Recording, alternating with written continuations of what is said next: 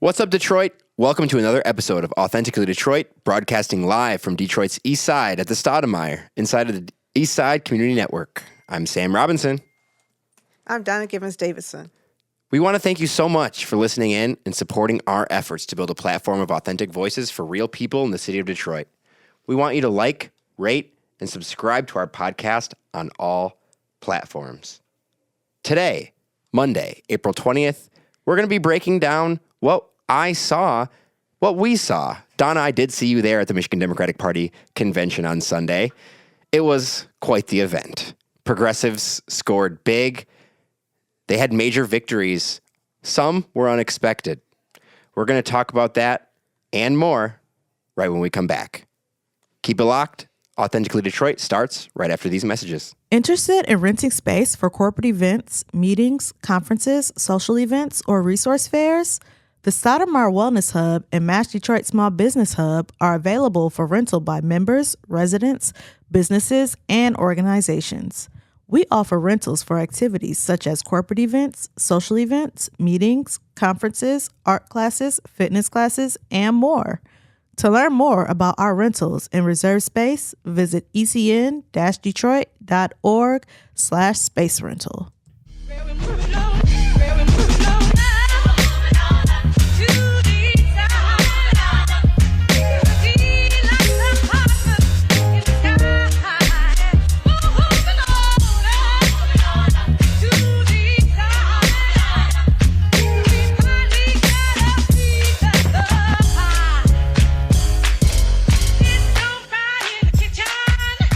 Welcome to Authentically Detroit. Today we're going to run down some of this weekend's top headlines from the Michigan Democratic Party convention. Donna, I saw you there on Sunday. Saturday. And Saturday. What did you make of this weekend's convention? Well, let me just say this. I graduated from high school in 1981, and Ronald Reagan had just become president. And my peers are trying to figure out how to accommodate themselves and this is where the term BUPPY came in, right? So I'm like a BUPPY generation, Black, upwardly mobile professional, this whole construct.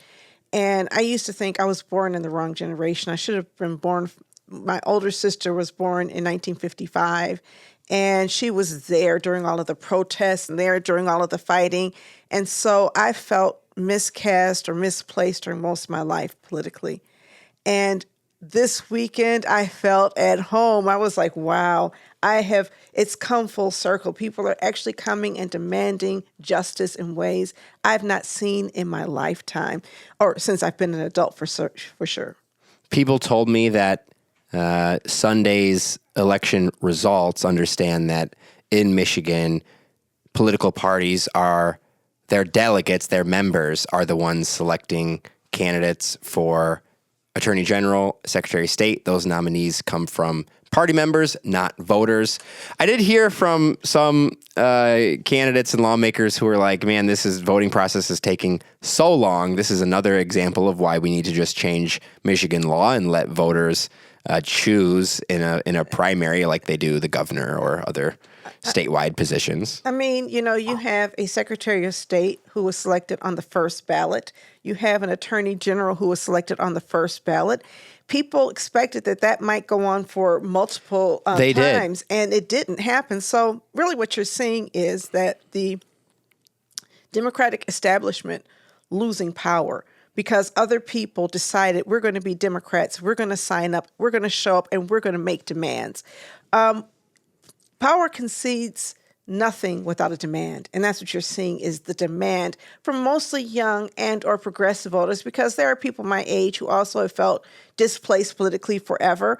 You're seeing people come together around justice issues in ways, again, that I have not seen since I've been a voting age adult. And it was fantastic in my view. I like to see the energy. The reality is young people should be steering this country. There was a time when people are still remembering the days of Camelot when JFK was the youngest presidential candidate ever. And that was good when they were young. But now that they're no longer young, all of a sudden we need more wisdom, and you need to understand how things are done, or You need to understand that fat meat is greasy and other kinds of old-fashioned country adages that don't really have anything to do with justice, with the fact that there are many people who are deeply concerned about the United States funding genocide, deeply concerned about that war expanding to Lebanon and Iran, and there's no end in sight, and deeply concerned that we are spending so much doing this that we don't have enough money to house our own people, to feed people well. We're worried about health insurance, and people like me who run nonprofits are really trying to figure out how are we going to pay our bills because so much money is being wasted or misused. It's not wasted, it's misused doing hateful things, that there's not enough money to do good things. Yeah, to level set, this weekend, Michigan Democrats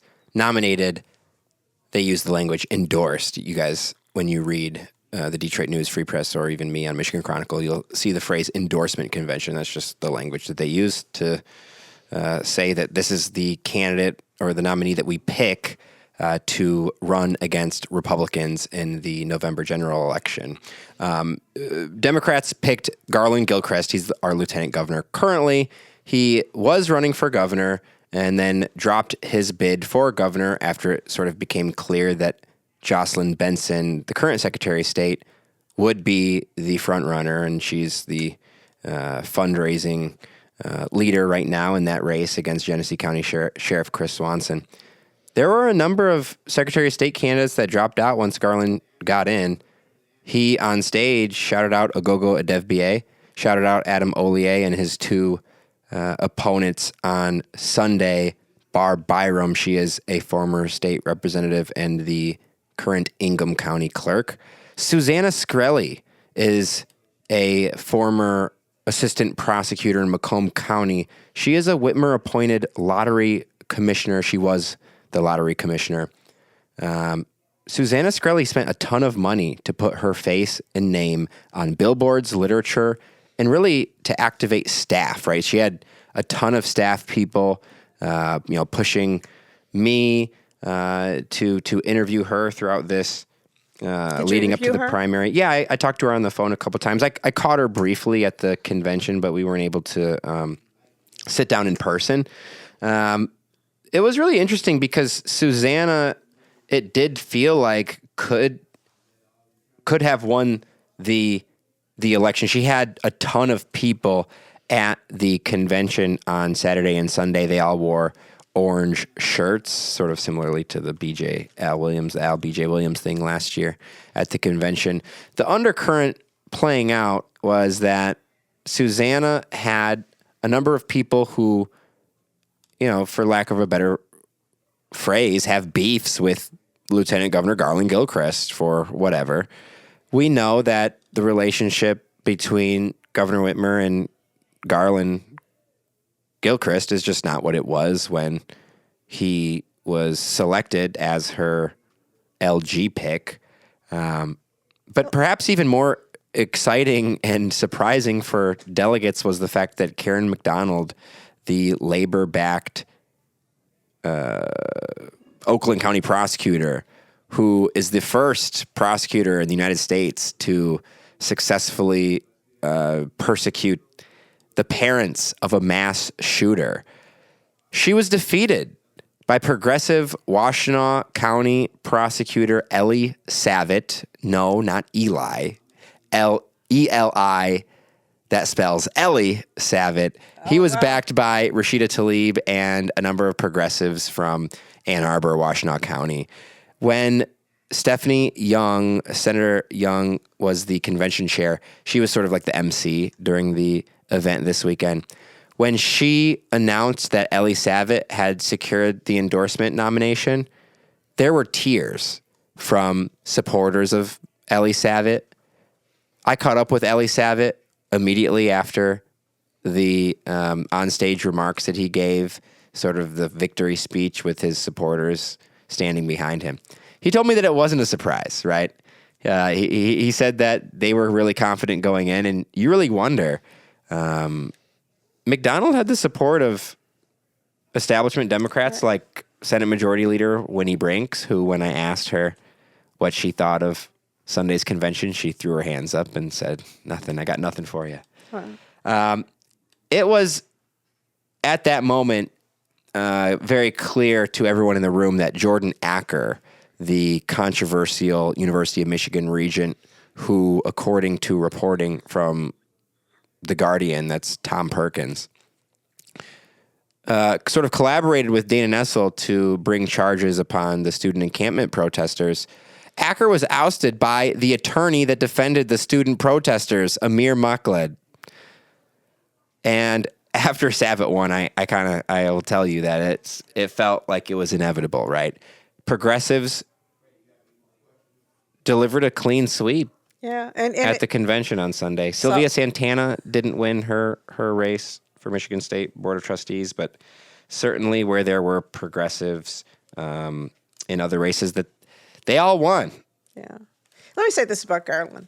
First of all, it's really hard to dislike Garlin. Garlin is one of the nicest people you will ever meet. And I think his nice demeanor belies a very intense and passionate value system and set of ethics. I think that you might think you're bringing him in as lieutenant governor to, toe the party line. But he has opinions of his own, and he started sharing some of those opinions as he was running for governor at first. Yeah, it turned a lot of people away. It turned me on. Oh, that sounds wrong. You got excited that he was starting to say that stuff. Kevin, okay, I didn't mean it like that, baby. Okay, no, it really got me excited. Wait a minute, I'm not making it better. I really appreciate Sorry, Garlin. This is not at all meant in that way, but I really appreciated him coming out and saying things like that. It felt good to have a political figure at that level really speak about justice, about so many things that I think some of us in the trenches have felt needed to be spoken. And so he inevitably distanced himself. And I think he did that on purpose. He doesn't need the governor's approval to run for Secretary of State. I saw him on Thursday because he comes, he showed up. A few days before the convention, he showed up to support us during the ribbon cutting for the Angela Brown Wilson Gardens. And he spoke very passionately about the need for that. And I said to him, I'm crossing my fingers. He says, we won't need that. And I was like, okay.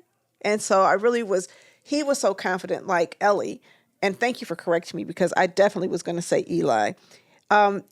He was confident like Ellie, and I think that's because they organized the ground game. The ground game is how you win. And nobody expected the ground game to show up at the convention, the grassroots to show up at the convention Students. And take control. Students. So you understand that strategy. You know who else won with students? Barack Obama. That's how he became president. He would not have been president if not for students. And here's the interesting thing to me. You and I both saw Senator Cory Booker. Mm-hmm. I learned some new things. Like I did not know that his family had roots in Detroit. Mm-hmm. That was fascinating. In the North End. I used to work in the North End. His parents went to Northern High School, and he is a fiery and great speaker. I don't think anybody in that room could disagree with that. But where was I going with this? Oh, my goodness. I was going to say something that was going to be relevant about the convention and young voters. Oh, I know what it was. He talked about people and how Vice President Kamala Harris did not win. And he kind of attributed it to people disliking about 10% of the things that she stood for and liking 90% of the things. And the suggestion was that, look, Donald Trump isn't supporting 100% of the things that you support. But I look at politics differently.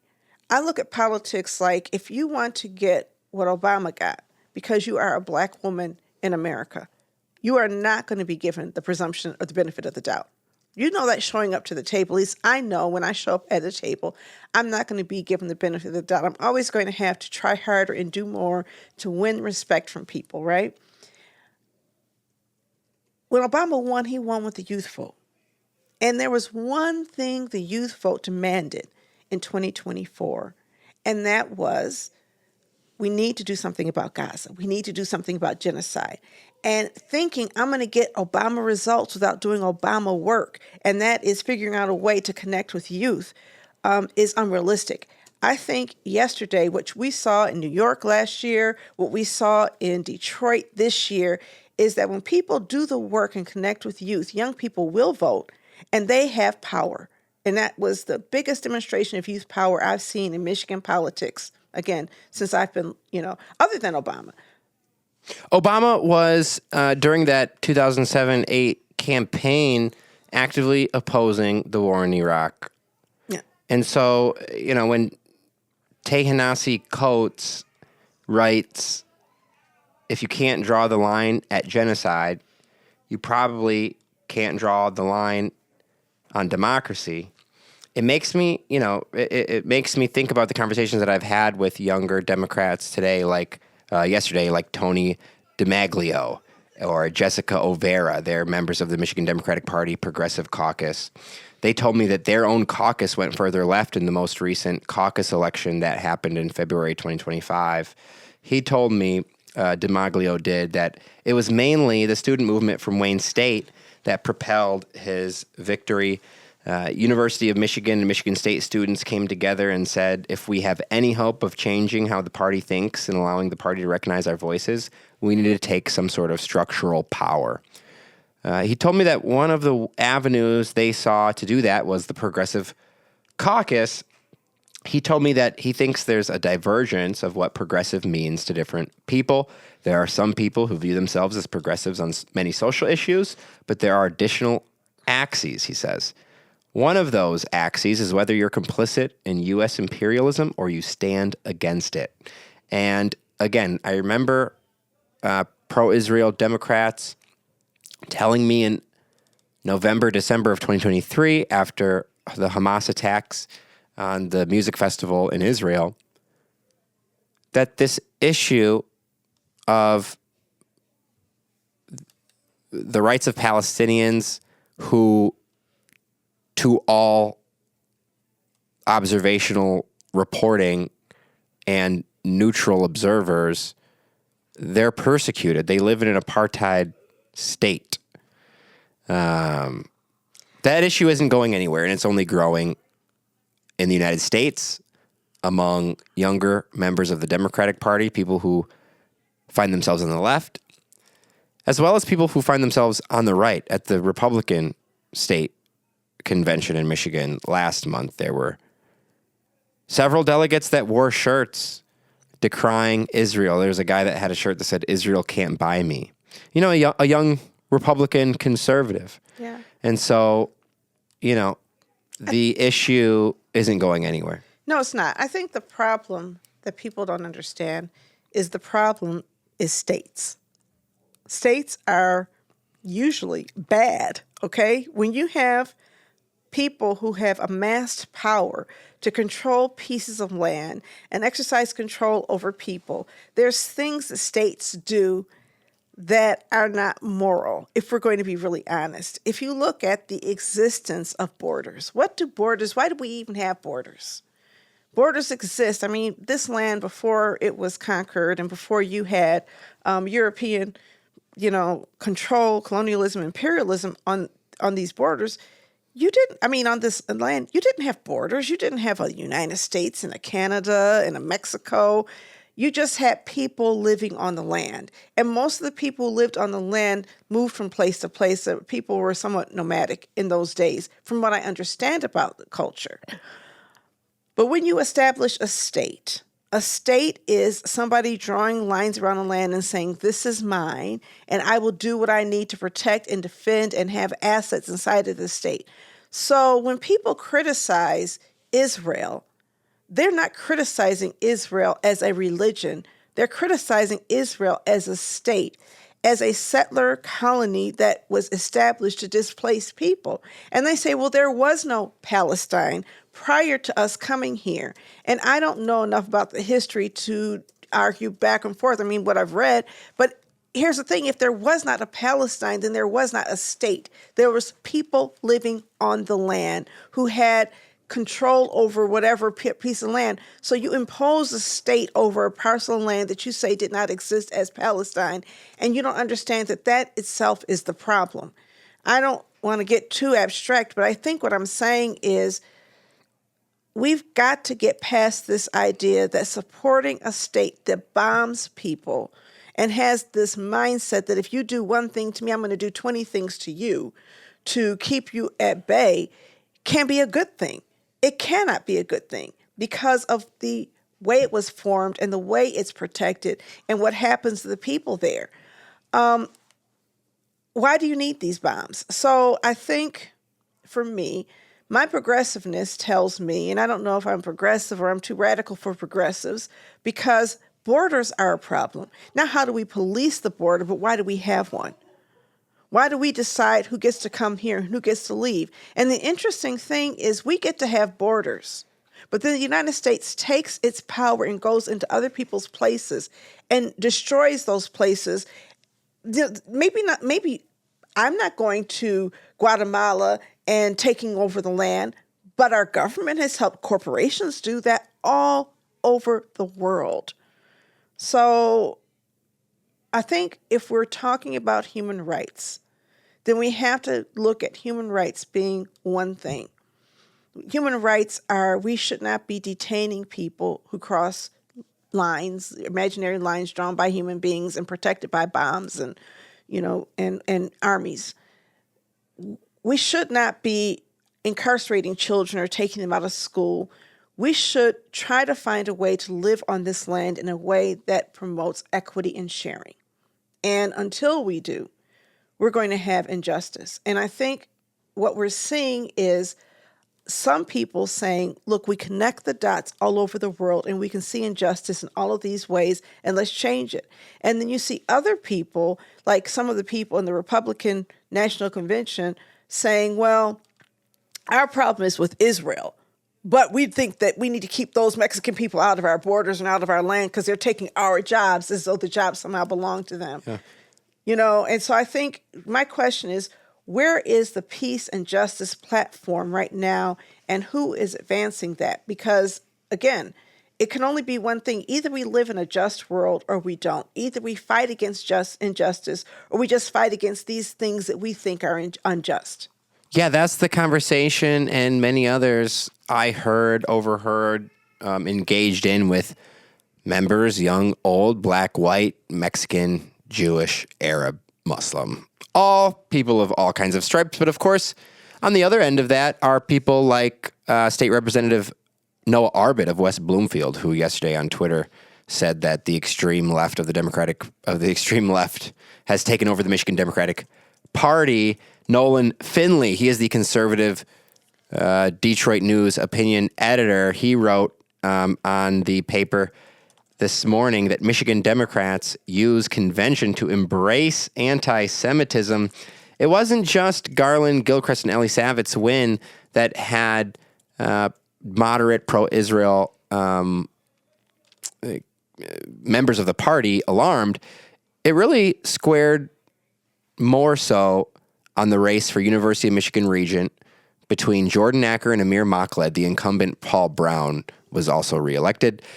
But party members ousted Jordan Acker. Jordan had some lewd messages, Slack messages, talking about a female staffer, talking about Governor Whitmer. He said F Gretchen Whitmer, according to alleged screenshots posted on the internet.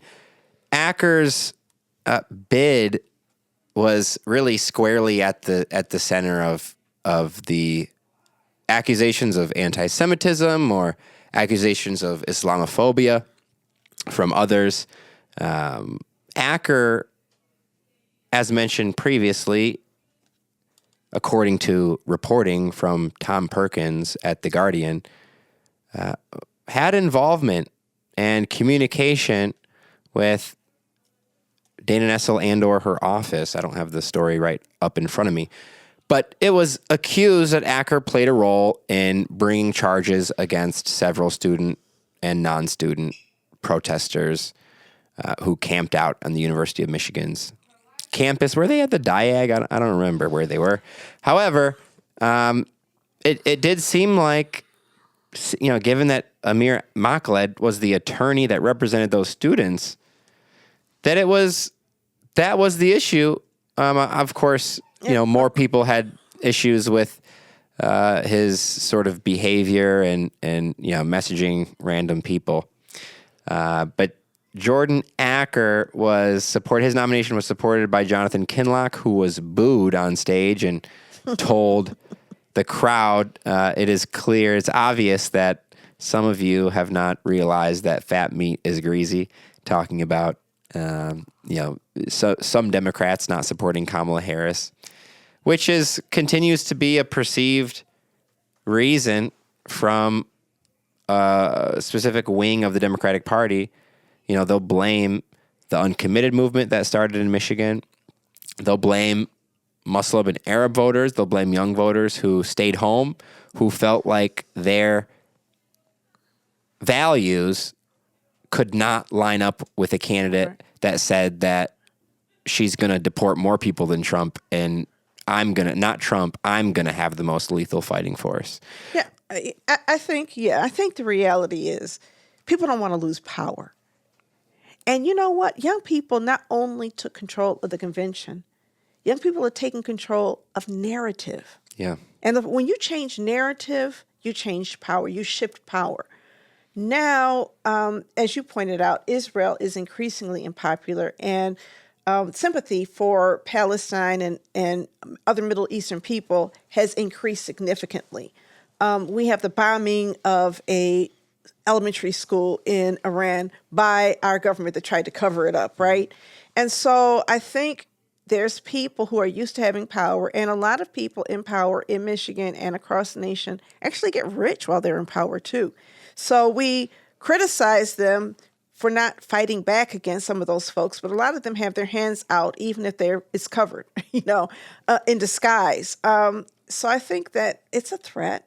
And I always think, when people respond to me and they find me threatening and they have power, I'm usually flattered because it means that I'm getting under their skin. There used to be a time where they could just say, hey, I'm in charge here, and just shut people up and push them out. And now all of a sudden, the people are shutting you up, Jonathan Kinloch. And first, let's not forget, last November, the mayor of Detroit won a decisive victory over his brother. Okay? Two different people, I will note. Who? Solomon and Jonathan. They are different They people. often separate in their views. They are, but however, Jonathan Kinloch he endorsed his brother. Yes, he did. Put the entire integrity of the 13th congressional district yes, party over his brother. So it Yes. doesn't matter whether or not when Solomon Kinloch was not running for office, he sometimes disagrees with him. What matters is he used whatever power he thought he had, and he lost. I'm not talking about Solomon. I'm talking about Jonathan. Yeah. It's been a rough go for Jonathan the last few years. And it's not going to get better. And at some point, people are going to say, wait a minute, why is this guy over the 13th congressional district? Why can't we get somebody who actually can make things happen? You begin to lose power and credibility when you can't. And I'm talking about Warren Evans. I'm talking about him. I'm talking about a lot of power brokers who have been able to influence things and now find themselves unable to do it. And you have other people doing it. And the other thing is that you have coalition politics that are multiracial driving things. So it's no longer, well, this is the black people over here and the Arab people over here. Black people and Arab people and Jewish people and white people are coming together around, and Hispanic people are around coalition goals in ways that defy, these sort of nationalistic tendencies that we've had in the past. Let's take a break, and when we come back, we're going to talk a little bit more about what Governor Andy Beshear, he is the Kentucky governor. He was at the Michigan Democratic Party convention. Let's talk about what he told me about what Democrats need in the upcoming elections in 26 and 28. Let's talk about Kamala Harris in Detroit. She felt really comfortable, relaxed, sat back in her seat. Stay with us. We'll talk about it a little bit more on Authentically Detroit coming up next.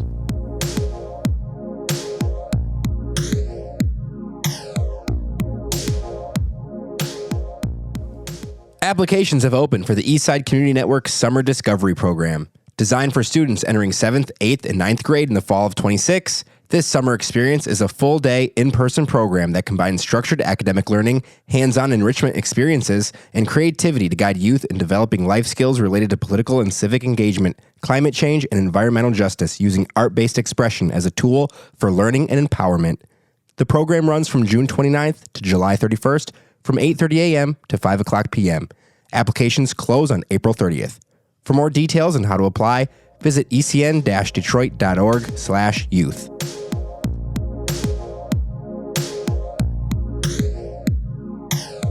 Welcome back to Authentically Detroit. We are talking about the Michigan Democratic Convention today.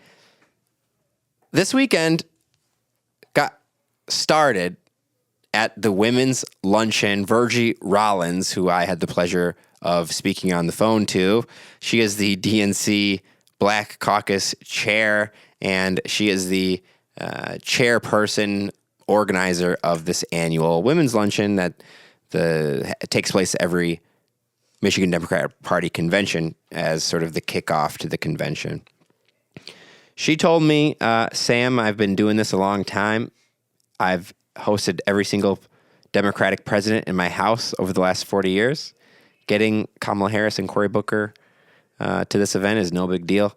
And she did it. It took a little while. The C-SPAN cameras were set up there at 11:30, and we all thought, this is not going to start at 11:30. It did not. It started about 2:30. But however, Cory Booker, Governor Bashar came out. Cory Booker gave a rousing speech, fired everybody up. And then Kamala Harris and Sarah Anthony. Sarah Anthony is a state senator from Lansing. She is the highest-ranking black woman in Michigan. She is the chair of the state Appropriations Committee, the Senate Appropriations Committee. She actually moderated a conversation. It was like an interview, and she told me afterward that Matt Hall actually texted her to say good job. What did you think about that? It was interesting. You know, I thought that Sarah asked some good questions. I thought that Kamala was absolutely relaxed. We heard her mocking Trump, doing sort of like a Trump impression at one point. She said that Trump got pulled into the war in Iran by Bibi Netanyahu. We heard that Trump is using the war in Iran she said, as a feeble attempt to distract from the Epstein files, quote, end quote. It was like Kamala untethered. Well, you know, she said something, and she did say those things, but she said something I thought was really interesting towards the end when she said that people all over the world still have a lot of sympathy for American people and love for American people, and that they understand we're going through. And I thought, is there evidence of that? What do you think? Do you think that people around the world look at Americans who seem to have elected Donald Trump and feel sorry for us? Well, I will say that they continue to copy our hip hop music, and they do like SpongeBob. Well, that's not all American people, though. No, but I think that is a good question. I'm not sure. I really am not sure. I think she talks about the credibility of America, to other places. I think depends on who you ask, right? I mean, you speak to one Iranian that says, we need this war to end because my uncle's house has been bombed and destroyed, and now he's displaced and is a refugee. And then you talk to another Iranian, and they'll say, well, we need that all to happen because we need to get this regime out of here no matter what. There's differing opinions everywhere. There are, but I don't know if any Iranians are thinking, I remember when the U.S. went to Iraq, and people said that people were naming their school children George. The United States press has a way of always finding people who think that they want other countries to come in and bomb them. I think there's other people who they're saying are really happy the United States took the Venezuelan government. I just wonder, as much as you dislike Donald Trump, would you want somebody to come in and bomb an elementary school to get him out of here and continue to bomb and whatever? I think that there's some distortions there. What we're also seeing is a realignment of money, where you have various countries coming together, and the United States dollar is at risk for being the international currency. You're also seeing, new alliances where Canada is in alliance with China and saying, let's figure out some things. I think this is something she did say, where there's a vacuum, somebody rushes in. But I have heard also that when people are traveling internationally, they are getting contempt. I heard some people were in Ireland pretending they were Canadian because they did not want to receive that contempt. I don't know that people in other places see us as separate from our government any more than we see Iranians as separate from theirs. And so I think the real challenge is that we have got to somehow communicate to the rest of the world who we are as a people, opposed to that. And it scares me that not only is the world seeing us in that way, but that makes us vulnerable. Yeah. It's a lot to think about. It is. Yeah. Kamala, of course, I think foreign policy played a major role in her loss. She refused to separate her rhetoric from the president's, Joe Biden. We will see going forward if she sort of goes back to her more progressive 2019 campaign style. It is clear to me after this weekend, and I'll say this on this show now. It's very clear to me that she is going to run for president again. I mean, she had so many styles in 2019, if we're going to be honest. She did. And sometimes it feels as though they are not going to stick. But I think what I'm looking for in political leaders is political leaders who are really willing to call things as they are. I don't need to hear that American people are the best people and people feel sorry for us, because I think a lot of people are really angry at America for electing Donald Trump. Yeah. And really angry at America for what's happening with students. I mean, students who can't go to school here. There's no way that we are doing these things and the rest of the world is saying, well, but we really love America in the way that they used to. If you look at the number of students who are admitted to school in the United States, the number of students who are actually applying to school in the United States, it's dropped precipitously. And that impacts our place inside the world. That was the only note that I thought, let's be honest about where we are right now. Our people are increasingly the pariahs of the world, and until we get our political leadership right, we're going to be. Until we demonstrate that we can treat other nations well, we can't be talking about we're going to take over Greenland, we're going to make Canada the 51st state, and think Canadians still love us. Yeah. It is interesting how Trump has sort of operated in this super negative demagoguery. And on the other side of that, when candidates are perceived as negative, party leaders and Democratic Party leaders will rush to be like, dude, you're negative. That nobody wants that. We need hope. Abdul El-Sayed, this is where I'm going, the segue. I want to briefly touch on just the fact that he clearly had the strongest support of all three of Michigan's U.S. Senate Democratic candidates. Haley Stevens was, of course, booed. Mallory McMorrow was cheered. However, Mallory, she just there were less people supporting her campaign. I saw a ton of McMorrow pins and the like Werner style sweatshirts, which I think a lot of people would say are pretty good design. She says she designed it herself. Haley getting booed was the topic. It was the subject of a video today that Abdul posted onto Twitter. He said, "This campaign, to all those who support this campaign, this is not what we are against. This campaign is about what we are for." And he actually said he does not condone and did not appreciate his supporters booing Haley Stevens on stage throughout her remarks. It was loud, audible boos that remained until she was off the stage.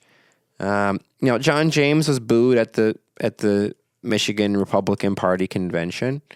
How much these voters, 7,500 people, about make up or represent, the hundreds of thousands of voters across Michigan is yet to be seen. However, I felt like it's worth pointing out that Abdul really sort of dominated the convention. It is. He I was on Saturday at the lunch. He was sort of like sitting front and center, and you even heard Virgie Rollins call him out. Yes. And he was not on stage. I know that she has supported him in the past, and when he ran for governor, I remember that. Civility. Civility is something that people in power want, right? Civility always works best when you have the power, because then you can silence the opposition. When people are being uncivil, that means they're being heard. And this idea that booing somebody is somehow unpatriotic or diplomatic or whatever. You're not trying to be diplomatic. You're trying to win. And if I was a candidate, I'd say what he said too. Hey, people, calm down, because he already, demonstrated his power, and that's another way to flex, is to tell your supporters whatever you need to tell them. It certainly would not behoove him to say, hey, go ahead and boo people all along. But this idea that people should be civil is one of my pet peeves. I've been hearing it from Nolan Finley and Stephen Henderson. Now they have a book about it. They have a book about it. I'm not sure how many people did buy that. Who wrote that? Who was it who did the civility movie or whatever with Meghan McCain? Oh my goodness, black man. I don't know. He used to be an environmentalist. I can't think of his name. But whenever people do that, it just irks my nerves because people don't have to be civil. Poverty isn't civil. I mean, it's rich. Racism. Be civil. Nolan Finley, who's accusing the Michigan Democrats of embracing anti-Semitism because they. Yeah. it's just like, dude. But what I'm saying is that the condition of poverty is what's uncivil, not someone's words. Somebody's words. You're supposed to be quietly starving. You're supposed to be quietly homeless. You're supposed to be quietly watching your people die. You're supposed to be quietly watching other people die. This idea that we can't stand up and scream, we can't stand up and say no more is ridiculous to me. And it's actually a weak thing. If you don't have the ability to stand in front of a room and get people's respect, get off the stage, okay? And what's that old saying? If you can't stand the heat, get out of the kitchen. You can't think, I'm going to have these things that I do. And I think Haley Stevens has done some things. It was Haley Stevens who was booed? Yeah. And Jordan Acker. Well, it was Kinloch was on stage nominating Acker. Haley Stevens has been associated, or people believe that she has been supportive of AIPAC. I don't really keep up with that. She created a video in support of AIPAC, I believe. You cannot do that because some people say that's uncivil, you see? And she has the freedom of speech. But in this hall, so do I. And if I get to boo you, so what? I want to shift gears. Andy Bashar is the governor of Kentucky. He was present on Saturday, and the Michigan Chronicle, that's me, got him in an exclusive interview talking about black voters, talking about Breonna Taylor. You remember Breonna Taylor's no-knock warrant law was sort of the rare bipartisan police accountability measure that I don't think like any other state has been able to do something like that. It happened in Kentucky thanks to the momentum after the social justice movement in 2020. Governor Bashir, I don't know how he pronounces it himself. However, the governor of Kentucky has defeated a black candidate in both of his elections in 2019 and 2020. You remember Daniel Cameron? He was the Kentucky Attorney General at the time who chose not to prosecute the officers who fatally shot Breonna Taylor, who was an EMT. She had moved to Kentucky from Michigan. She's from Muskegon, had lived in Grand Rapids. Bashir told me at the convention that he was proud to stand next to Breonna's mom, Tamika Palmer, to sign the no-knock warrant law in Kentucky. He says, I know how important that was to Tamika to honor her daughter, and the fact that Kentucky came together in a bipartisan way to pass that was special. It really was, because in Michigan, there is no bipartisan police accountability measures happening. No, Matt Hall has put an end to that. He told me that he believes black voters are going to be critical to the Democratic Party in 26 and 28, and that means Democrats can't take them for granted. He said, a governor like me who will never be able to feel the pain of discrimination, who will never be able to feel the scars left by the legacy of slavery and Jim Crow, need to make sure they're always surrounded by the right leaders. He said, thankfully, I have a lot of those guides in Kentucky. I also asked the Kentucky governor, who has been floated as a potential presidential candidate in 2028, along with our governor, Governor Gretchen Whitmer. I asked him, Does your rising national profile, does that come into play, during your day job as the governor? Is it helpful for Kentuckians? And he told me that yes. He said, I found it really helpful that the next economic development project is calling you instead of you calling them. He says, I found it helpful that you have a seat at the national table. You work for people of your state. When you're consulted on things no one ever called you on before. When you call a member of Congress, they pick up. When you call a member of the federal administration, they pick up. He said, I think Gretchen Whitmer has used it very well for the people of Michigan. Of course, Whitmer has been to the White House several times, has said instead of doing the J.B. Pritzker or Gavin Newsom online trolling, she's going to try to bring wins back to Michigan from the White House. Those wins that she touts are efforts to keep Asian carp out of the Great Lakes. Also, a new investment coming to an Air Force base in Macomb County. That's Selfridge Air Force Base. They're going to have a fighter jet mission that comes out. It's like some new jets. That's great. What do you make of Governor Bashar being here? Him talking about how him as a governor is advantageous to residents of the state. Do you think Gretchen Whitmer's raised profile has been advantageous to Michigan residents? Well, it's certainly better than Snyder's, right?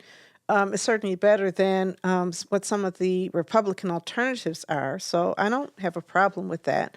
I vote Democrat because I believe that Democrats are always better than the other side, right? Because the other side hates us, and Democrats sometimes just don't care. But when they care, they don't hate us, right? I think it's important, though, to understand that we have to move beyond pandering politics, right? Don't come to me and tell me I support Black people. Tell me how you're going to house Black people. Tell me how you're going to feed Black people. And probably when you're housing Black people, you'll house other people. Tell me about your environmental justice approaches. I understand that Breonna Taylor, and this is really important legislation. I'm not trying to minimize that. But I think the Democratic Party can't just move and say, well, let's figure out what Black people want. Because first of all, Black people don't all want the same things, right? You have older Black people who are furious with younger Black people yesterday. Yeah. Right? And so the reality is that we have to understand that we're really looking at the needs of people, not at the, and so Breonna Taylor, fine, great. She was killed unjustly, and the people who did that should have served time, and the people who authorized that warrant should have served time, in my opinion. It never should have happened. Great. But that's not justice. I think that I'm going to remember this quote from Brian Stevenson that, oh my goodness, it's the presence of justice is what we're looking for. And I'll try to remember it. But, so I like it. I like him. He seems like a nice guy. But that feels like outdated politics. That's not what we saw in the Huntington Place yesterday and the day before. What we saw was a multiracial coalition, largely of young people. And by the way, Democrats can't win without young people either, coming together and demanding something different.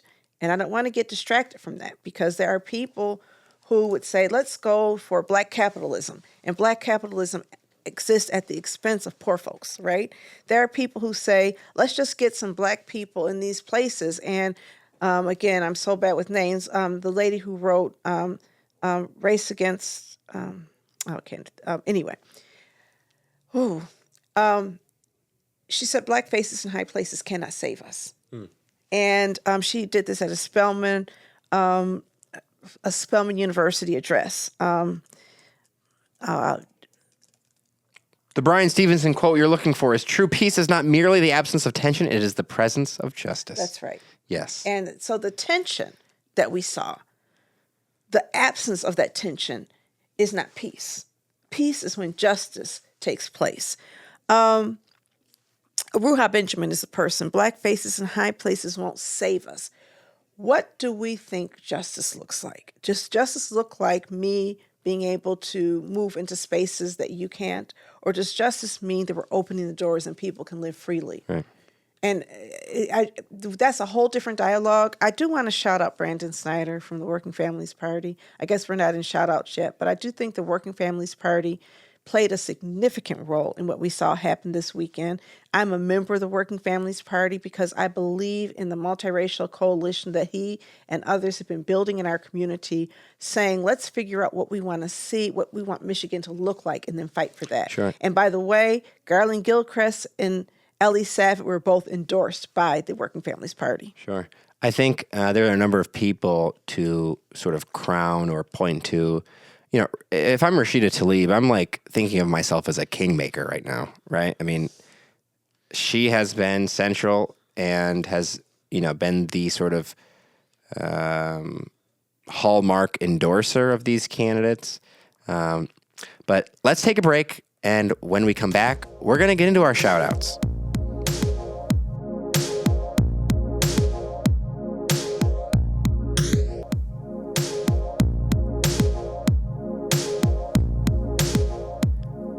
Welcome back, everyone. You are listening to Authentically Detroit. I am Sam Robinson, here with Donna Givens-Davidson, and it's that time of the week where we want to show some extra love. If you guys have topics that you want discussed on Authentically Detroit, please do hit us up on our social media at Authentically Detroit on Facebook, Instagram, and Twitter, or you can visit our website at authentically-detroit.com. Donna, start us off. You just shouted out Brandon Snyder. I did. You want to keep it on theme? I do. Democratic Party convention shout outs? Of course, Rashida Tlaib. Rashida Tlaib and Stephanie Chang have always been on the side of justice. What I'm really excited, though, is seeing that the progressive base is expanding to also include Black people. Donovan McKinney, for example, is a Black man. I think for so long, the faces of progressivism in our state have been by non-Black people. And although I, again, believe in a multiracial coalition, I do want to see my people at the table actually fighting alongside them. And I see Donovan McKinney and I see others who are standing up. I see Garlin Gilchrist embracing a more progressive agenda and standing with Eli Savit.